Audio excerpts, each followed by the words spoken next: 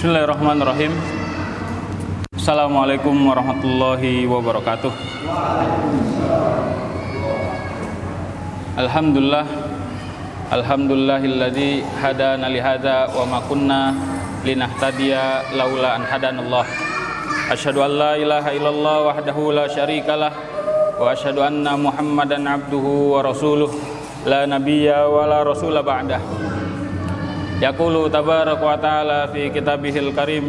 A'udzu billahi minasyaitonir rajim. Bismillahirrahmanirrahim.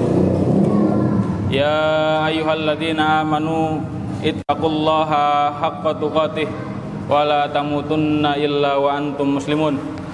Wa qala nabiyyuna sallallahu alaihi wasallam, ittaqillaha haitsu ma kunt wa atbi'i sayyi'atal hasanata tamhuha wa khaliqin nasa bihulukin hasanin, amma ba'du.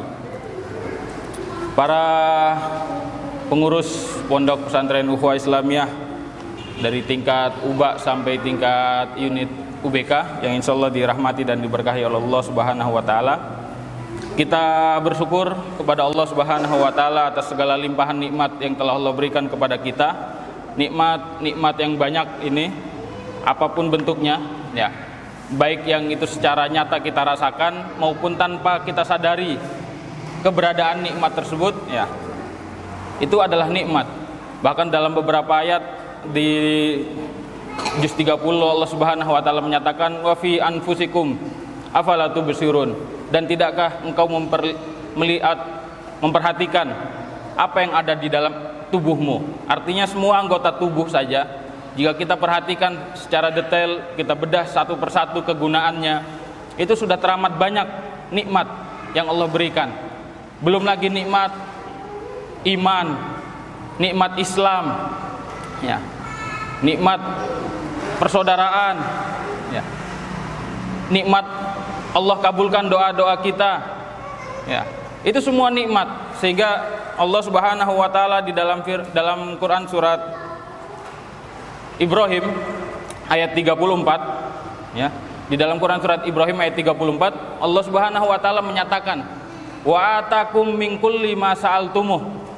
Dan dialah Allah yang telah memberikan kepada kalian, wa atakum, ya, min kulli ma sa'altumuh. Semua yang telah kalian minta kepada Allah, telah Allah berikan kepada kalian, telah diberikan kepada kalian, kepada kita. Ya. Maka dilanjut ayat selanjutnya, di potongan ayat berikutnya, wa in ta'uddu nikmatallah, jika kalian hendak menghitung nikmat Allah, ya, la tuhsuha, tidak akan mampu, ya. Tapi innal insana ladzalumun kafar, sesungguhnya kebanyakan manusia itu banyak yang zolim, ya, menggunakan nikmat yang telah Allah berikan untuk kepentingan hawa nafsu, menggunakan nikmat yang telah Allah berikan untuk menentang Robnya, menentang pemberi nikmat, ya, menggunakan nikmat yang telah Allah berikan, menggunakan anggota tubuh yang Allah telah berikan secara sempurna, dipakai untuk apa? Dipakai untuk menentang aturan Allah, dipakai untuk menentang undang-undang syariat dari Allah, bahwasannya itu tidak akan berlaku. Padahal, ya, ini akal, nikmat akal telah diberikan kepada Allah, harusnya tunduk. Akal ini tunduk kepada sang pembuat akal, ya, pembuat akal. Siapa dia? Yaitu Allah. Maka di ayat penghujung ayat terakhir, innal insana ladzalumun kafar, sungguh zolim orang yang menggunakan nikmat yang telah Allah berikan dipakai untuk bermaksiat kepada Allah. Nikmat yang telah Allah berikan digunakan untuk menentang Allah. Ini zolim. Kemudian kafar, kebanyakan manusia itu juga kafar, kufur, ya.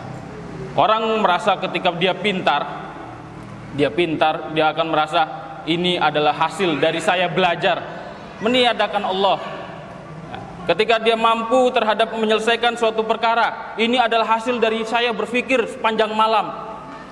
Ketika dia kaya, dia meniadakan bahwasannya berkeyakinan ini adalah hasil usaha saya.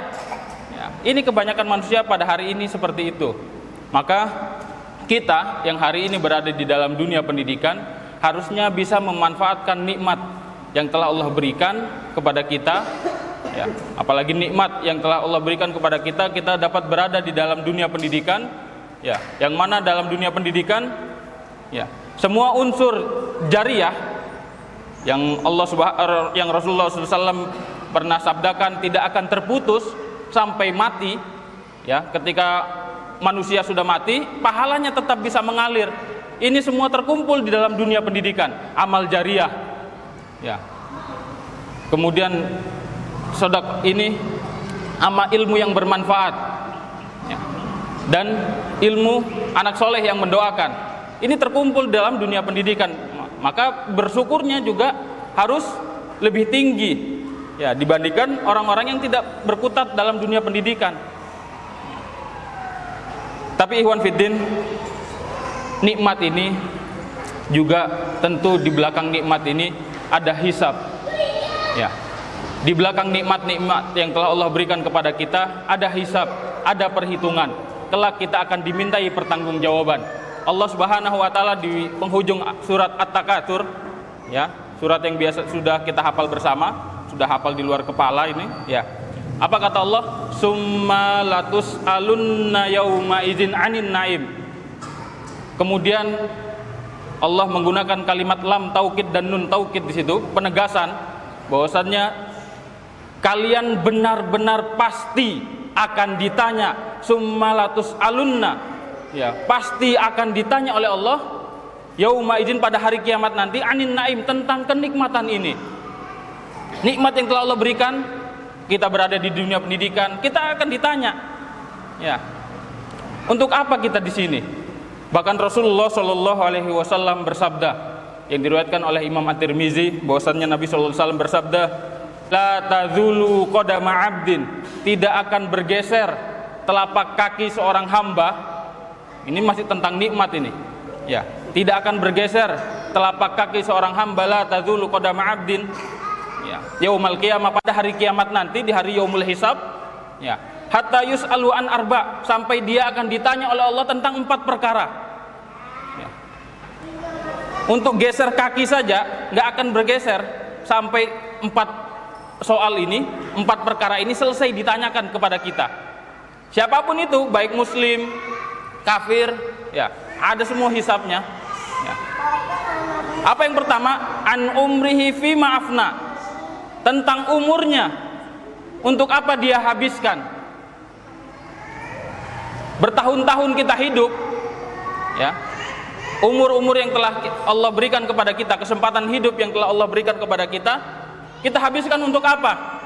Untuk berleha-leha, untuk bersantai-santai, atau hanya untuk mengurusi hawa nafsu kita, atau dipakai untuk berjuang mendidik anak soleh, ya, menyiapkan generasi yang terbaik. Untuk apa nih umur yang diberikan kepada kita? An umrihi fi ma'afna. Satu pertanyaan, ya, nggak akan selesai. Ya, kalau kita nggak bisa jawab,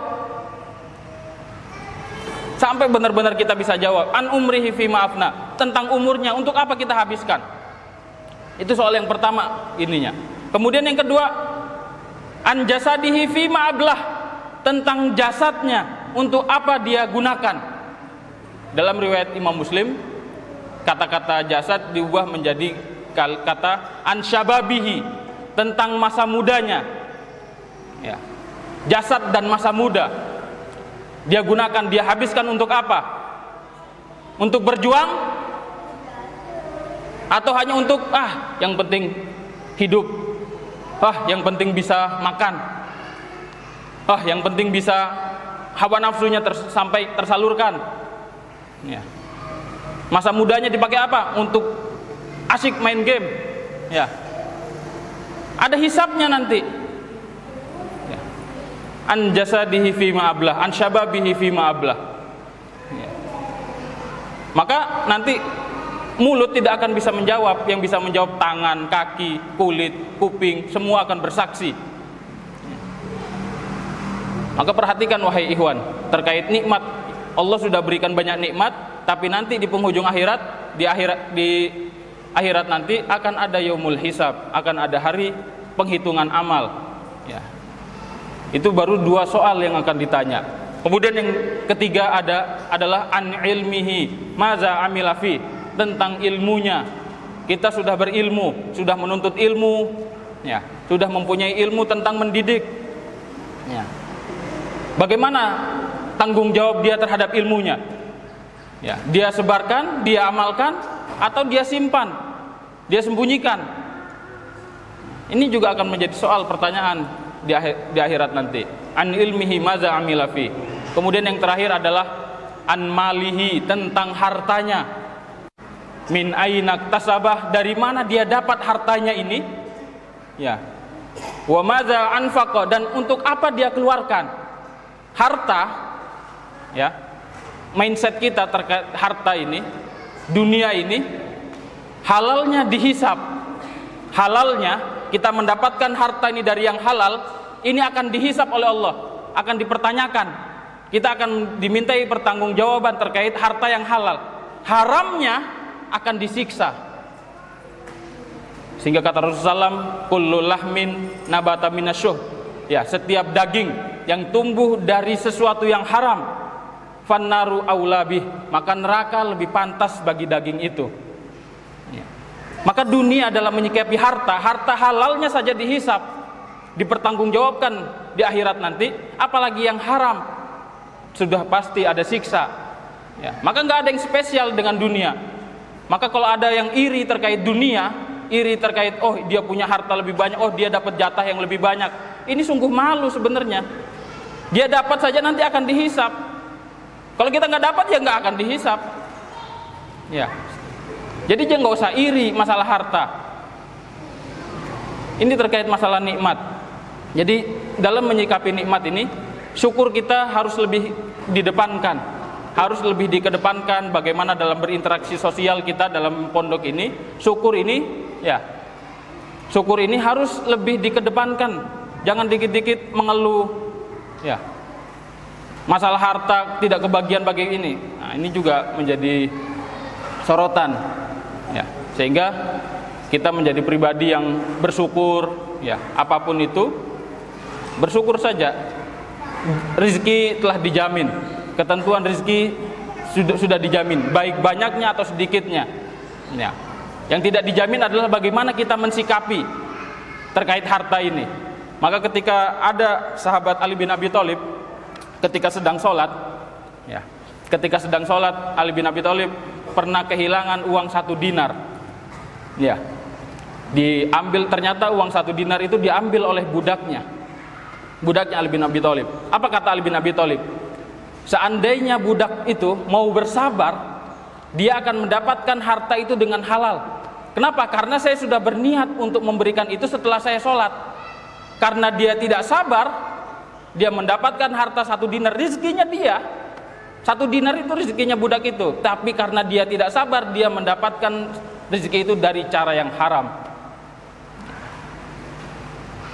Maka ikhwan fillah yang dimuliakan dan diberkahi oleh Allah Subhanahu wa taala, maka marilah kita sama-sama mengedepankan syukur kita kepada Allah Subhanahu wa taala, karena Allah telah memberikan kepada kita banyak sekali nikmat. Ya, nikmat-nikmat itu sangat menjadi peluang bumerang, bahkan bisa menjadi bumerang kepada kita, ya, jika digunakan dengan tidak baik, tidak sebagaimana fungsinya. Ya. Ikhwan fillah, arsyadallahu ayyakum. Salat teriring salam semoga tetap tercurahkan kepada Nabi kita Nabi Muhammad sallallahu alaihi wasallam, ya, seorang rasul yang diutus oleh Allah Subhanahu wa taala, ya, yang sebagai tugasnya yatslu alaihim ayati. Tugas seorang rasul itu adalah yatslu alaihim ayati. Dalam Quran surat Al-Jumu'ah itu dia membacakan, ya, yatslu tilawah, ya, membacakan Al-Qur'an, ayat-ayat Allah, ya. Kemudian wa yuzakkihim, dan menyucikan madu'unya, menyucikan muridnya, menyucikan hati muridnya, ya. Wa yuzakkihim, ya. Wa yu'allimuhumul kitab, dan mengajari kepada mereka Alkitab dan hikmah. Ini tugas seorang rasul. Sebenarnya kalau kita perhatikan, tugas seorang rasul ini dengan 3 kriteria tadi, yaitu yatlu alaihim ayati, ya, membacakan Al-Quran, ya, wa yuzakkihim, dan menyucikan hati muridnya, ya, wa yu'allimuhumul kitab, dan mengajari kitab dengan hikmah, ya. Ini sama seperti kita hari ini. Kita hari ini apa tugas kita di pondok? Tugas kita pada hari ini bagaimana seorang santri kita dapat diajarkan Al-Quran, ya, dipahamkan terkait Al-Quran, disucikan hatinya, dididik mereka dengan kasih sayang supaya dapat menjadi generasi yang dapat melanjutkan perjuangan. Sebenarnya tugas kita sama seperti tugasnya Rasul. Maka kalau tugas kita sama dengan tugas Rasul, ya, maka harus sebagaimana dalam Quran surat Al-Ahzab, laqad kana lakum fi rasulillahi uswatun hasanah. Jika kita merasa diri kita seorang guru, ya, seorang guru sebagaimana layaknya dahulu Rasul juga menjadi seorang guru, maka kita dituntut untuk menjadi uswatun hasanah, menjadi suri tauladan yang terbaik bagi anak didik kita, ya.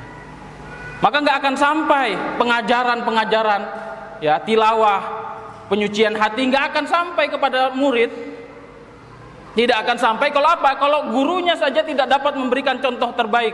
Ketika kita ngomong makan harus tangan kanan, duduk begini cara Rasul dalam kegiatan makan, gurunya masih makan, dia masih suka makan dengan berdiri, ya. Makan masih kadang lupa pakai tangan kiri, nggak akan masuk ke dalam jiwa seorang murid. Maka dituntut untuk menjadi pribadi yang teladan. Jadi sebelum kita dulu yang diperbaiki, disucikan, ya. Maka bagaimana kita berharap pengurus guru, seorang pengurus, kemudian seorang guru, ini menjadi suri tauladan terlebih dahulu, ya. Menjadi suri tauladan terlebih dahulu. Jangan berharap bahwasanya murid akan lebih baik kalau kita juga tidak bisa menjadi suri tauladan, karena tugas seorang Rasul, ya, yang tadi kita sebutkan dengan 3 poin tadi, itu sama dengan kegiatan kita pada hari ini, tugas kita di pendidikan, ya. Maka dituntutlah seorang Rasul itu menjadi uswah hasanah, seorang guru juga menjadi uswah, menjadi suri tauladan yang terbaik bagi muridnya. Baik ikhwan fillah, pada kesempatan siang kali ini kami sedikit mengingatkan, ya, mungkin lebih kepada mengingatkan, karena hakikatnya ya kita sama-sama sudah mengetahui bahwasannya pada hari ini juga kita sedang diuji oleh Allah Subhanahu wa taala dari semua lini, ya. Ulil amri kita, khalifah, Rais Wazir Tarbiyah wa Ta'lim sedang ditahan, ya.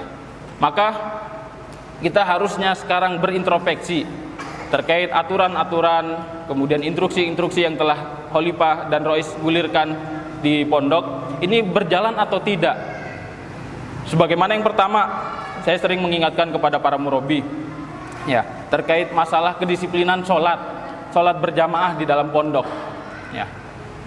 Maka banyak sekali laporan dari wali santri, kemudian ini ada beberapa pondok, ya, yang laporan karena nggak semua juga yang ikut melaporkan, karena saya juga belum turun. Katanya guru-gurunya, pengurusnya susah untuk bangun sholat subuh, ya, suka masbuk. Bagaimana akan melahirkan generasi yang kita yakin generasi itu akan menjadi penegak khilafah, ya, yang tidak akan takut kalau dia dicela. Kalau kita didik pada hari ini dengan didikan ala-ala kita, ya, ala-ala suka-suka kita, sholat kita masih berantakan, ya, bagaimana kita yakin generasi itu akan menjadi generasi unggulan kalau diri kita saja kita yakin nih diri kita ini banyak kurangnya. Kalau kita kemudian sudah tahu banyak kurangnya, nggak mau berubah, ya, nggak cuma guru, semua pengurus, ya. Jika kita menuntut untuk murid untuk menjadi generasi yang terbaik, kemudian kita masih melalaikan sholat, ya, maka Allah Subhanahu wa taala boleh dibuka Quran surat Maryam. Afwan, surat Maryam ayat 59. Fakhalafa min ba'dihim. A'udzubillahi minasyaitonir rajim. Fakhalafa min ba'dihim khaufun adha'us salata wattaba'us syahawati fasawfa yalqawna ghayya. Kemudian datanglah setelah mereka pengganti yang mengabaikan sholat dan mengikuti keinginannya, maka mereka kelak akan tersesat. Ya. Baik, Allah Subhanahu wa taala berfirman dalam Quran surat Maryam ayat 59 ini, ya. Sebelumnya Allah membicarakan masalah generasi ya yang terbaik, generasi bagaimana dia mengikuti para nabi. Generasi setelah mereka itu, apa itu generasinya? Adaus sholah, mereka lalai terkait sholatnya. Kalau sudah lalai sholatnya, wattaba'us syahawat, maka kalau sudah lalai terkait dia tidak memperhatikan sholatnya, maka dia sudah pasti wattaba'us syahwat, pasti dia akan mengikuti syahwatnya. Ya, pasti dia akan mengikuti syahwatnya. Kenapa? Karena dia lalai sholatnya. Maka generasi-generasi yang lalai terkait sholat, maka jangan harap dia generasi akan berjuang, maka dia nanti akan asyik dengan gamenya. Ya, generasi-generasi ke depan akan asyik dengan permainannya. Ya.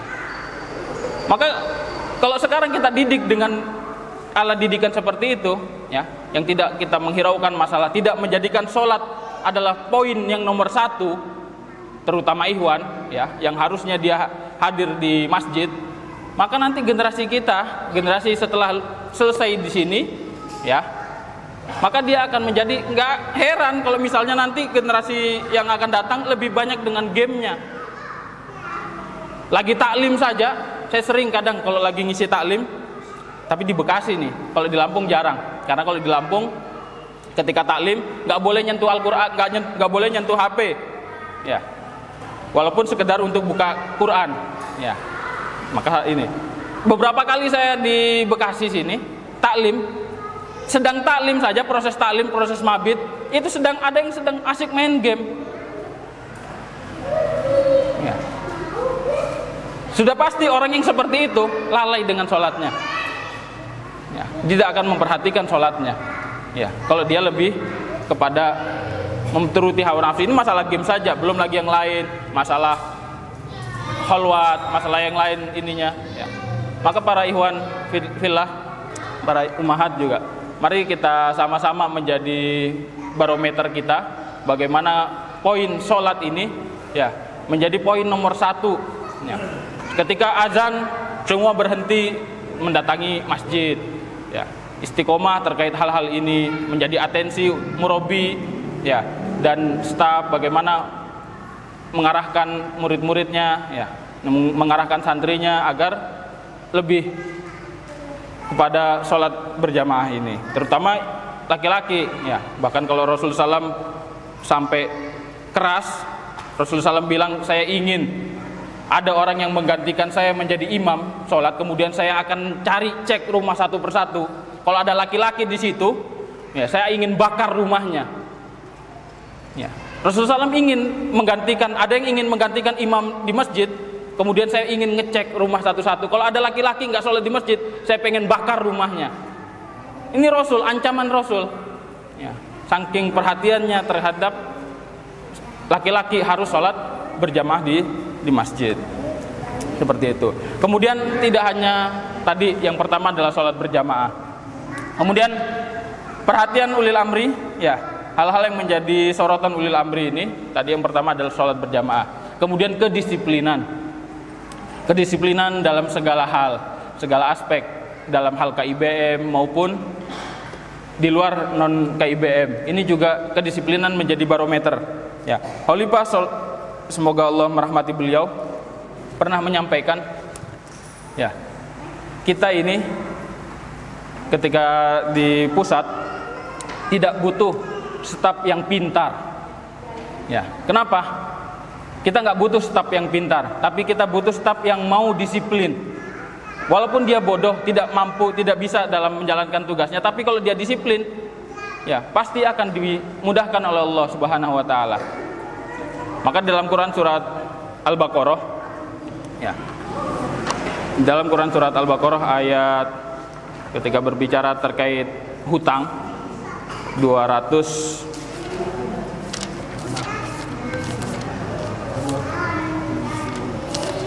yang satu ayat yang terpanjang itu, ya, 282.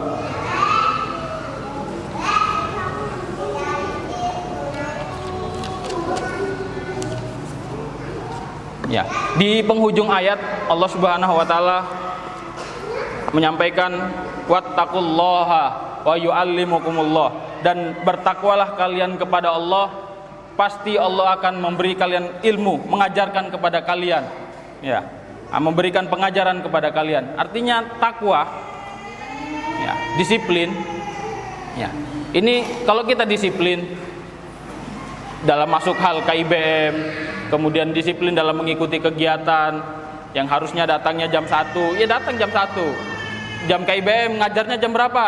Jam 7. Ya datang jam 7. Ya, enggak lebih. Ya. Maka kalau orang sudah terbiasa mendisiplinkan diri, ya, pasti Allah akan pandaikan. Karena itu adalah janji dari Allah. Wattaqullah, dan bertakwalah kalian kepada Allah, memperhatikan waktu. Ya, wa yu'allimukumullah, dan Allah pasti akan memberikan ilmu. Ya, mengajarkan kepada kalian. Ini masalah disiplin. Ya. Disiplin, semua disiplin. Semua lini, enggak pengurus enggak cuma guru, tapi pengurus juga harus menjadikan kedisiplinan ini adalah lifestyle, kehidupan, menjadi kebiasaan hidup. Ya, disiplin ini menjadi kebiasaan hidup. Dan yang terakhir pada hari ini, ya, ulil amri menekankan kepada kita bahwasanya terkait masalah ukhuwah. Ya, masalah ukhuwah ini juga menjadi perhatian ulil amri.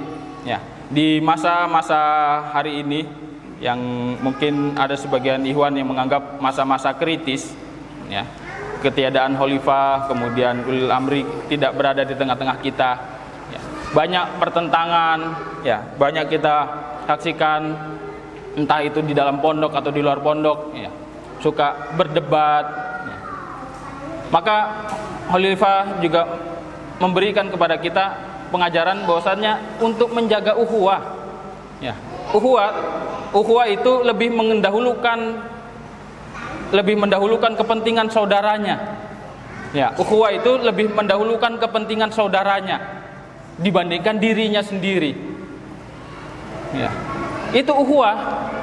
Jadi kalau kita masih lebih kepada ego kita, lebih mementingkan diri kita, lebih mementingkan hak kita. Oh, hak saya belum dapat ini. Oh, dia kan harusnya menghormati saya. Oh, dia harusnya kan begini kepada saya. Kalau misalnya masih seperti itu bukan ukhuwah namanya. Bagaimana ukhuwah ini lebih mendahulukan kepentingan saudaranya. Ya. Wa yu'siruna ala anfusihim walau kana bihim khasasah. Dan mereka ketika Allah membicarakan ayat ini lebih mendahulukan, mengutamakan orang lain dibandingkan dirinya sendiri walaupun dirinya sendiri dalam kondisi susah. Itu namanya ukhuwah. Ya. Jika masih ego, masih lebih kepada saya nih, apa nih mereka imbalannya kepada saya, bagaimana kok saya nggak dapat, oh itu belum ukhuwah namanya. Ya.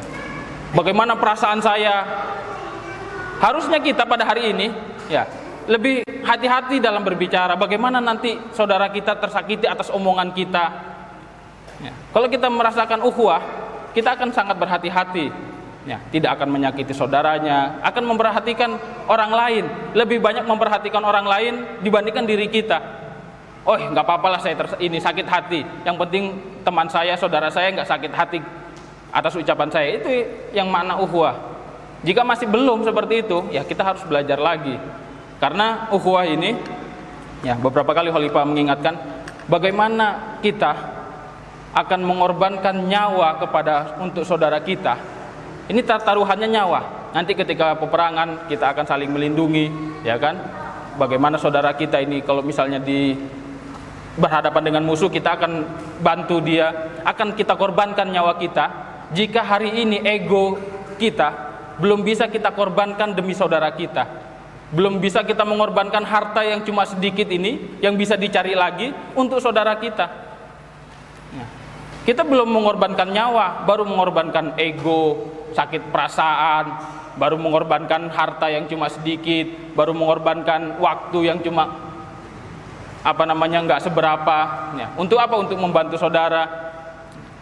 Tapi masih belum bisa. Bagaimana nanti ketika kita harus berhadapan dengan kondisi kita harus melindungi saudara kita, walaupun taruhannya adalah nyawa kita.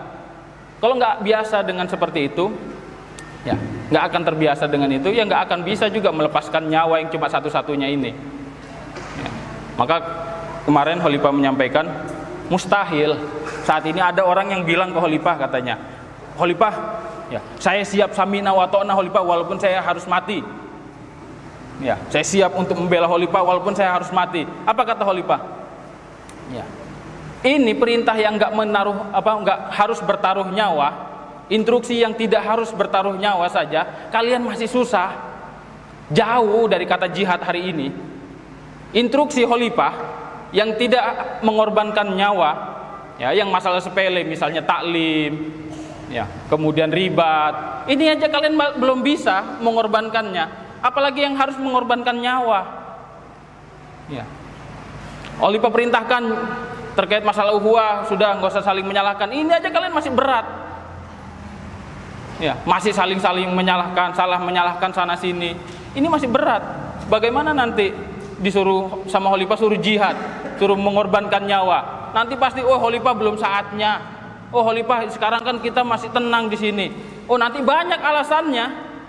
Orang disuruh yang nggak mengorbankan nyawa saja susah. Khalifah, kita belum punya rumah khalifah. Suruh pergi nanti jihad ini, kamu pergi ke sana untuk numpas ini. Ya, khalifah, anak saya baru lahir kemarin. Ya, khalifah, ini tadi adik saya lupa ada amanah ini. Banyak alasannya. Ya. Kenapa ya? Karena dari masalah kecil saja kita nggak berlatih. Maka di pendidikan ini kita harusnya menjadi pionir, saya lihat juga dari ini berbeda. Ya, maka kita di pendidikan harusnya lebih kuat. Ya, kenapa? Karena dari segi disiplin, Rois selalu mengajarkan kepada kita terkait kedisiplinan, disiplin tinggi. Mau izin saja untuk keluar pondok, izin. Ya, keluar untuk meninggalkan kegiatan, izin. Ya.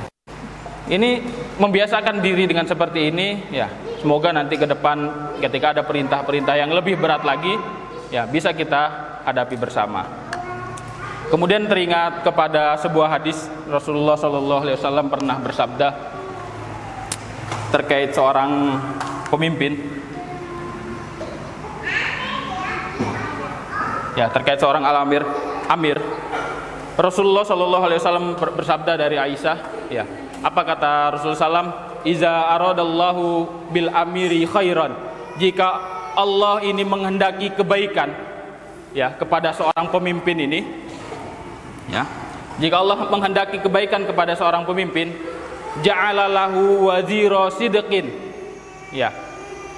Maka Allah akan menjadikan bagi pemimpin tersebut wazira sidqin, wazir, pembantu, staf yang jujur. Ya. Ja'alalahu wazira sidqin. Allah akan jadikan kepada pemimpin tersebut seorang pembantu, staf yang jujur jika Allah menghendaki kebaikan. Ya. Kemudian jika iza aradallahu ghaira dzalik, kalau selainnya, kalau enggak kebaikan, ya, ja'alalahu wazira su'in, maka Allah akan menjadikan pembantu jika Allah menghendaki seorang amir ini, ya, seorang amir ini bukan kebaikan, Allah enggak ingin membuat menyiapkan kebaikan, maka Allah akan jadikan wazira su'in, menjadikan stafnya itu buruk. Ya, wazira su'in. Apa ciri-ciri wazir sidqin? Ada sebidol gitu. Ya.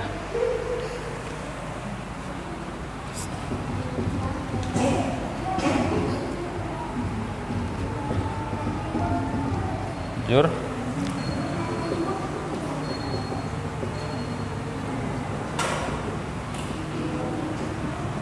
Ya.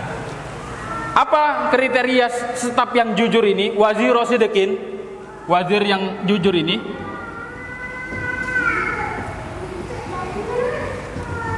Ya. Yang pertama adalah innasiya, jika seorang amir ini lupa, zakara, dia mengingatkan.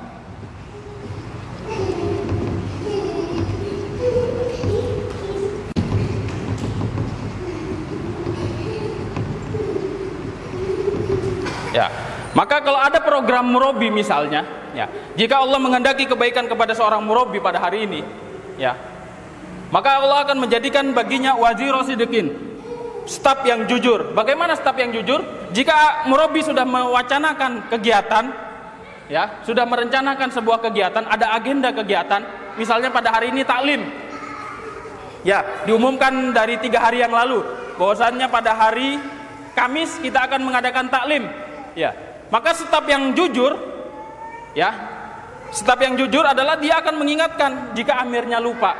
Iya murabbi, bukannya hari Kamis, tiba-tiba murabbi punya agenda lain, ya, nggak diingat apa? Dia ingatkan, murabbi bukannya Kamis ini kita taklim,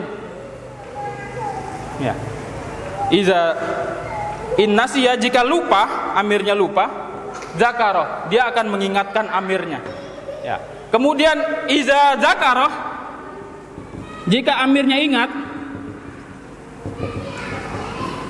ya, maka a'anahu, dia akan membantunya, ya.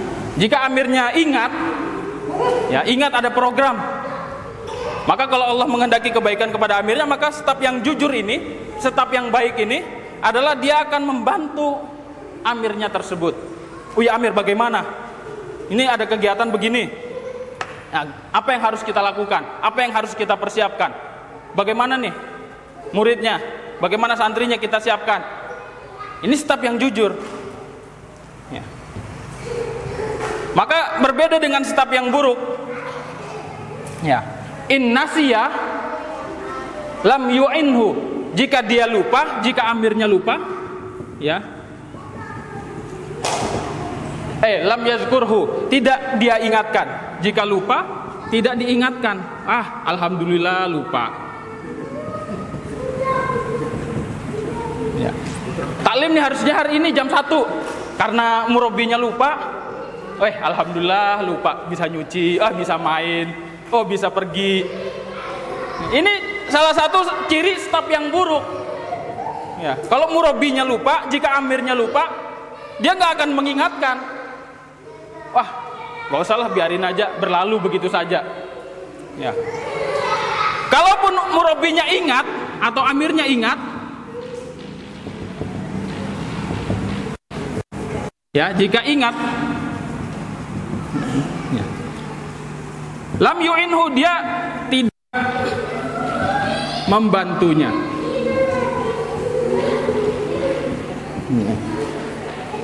Jika murabbinya ingat, ada program, staf yang buruk ini yang nggak akan membantu. Itu kan kerjaannya murabbi. Biarlah murabbi yang kerja, biarlah amir yang kerja. Itu kan bukan urusan saya. Ya, ini termasuk ciri-ciri waziro su'in.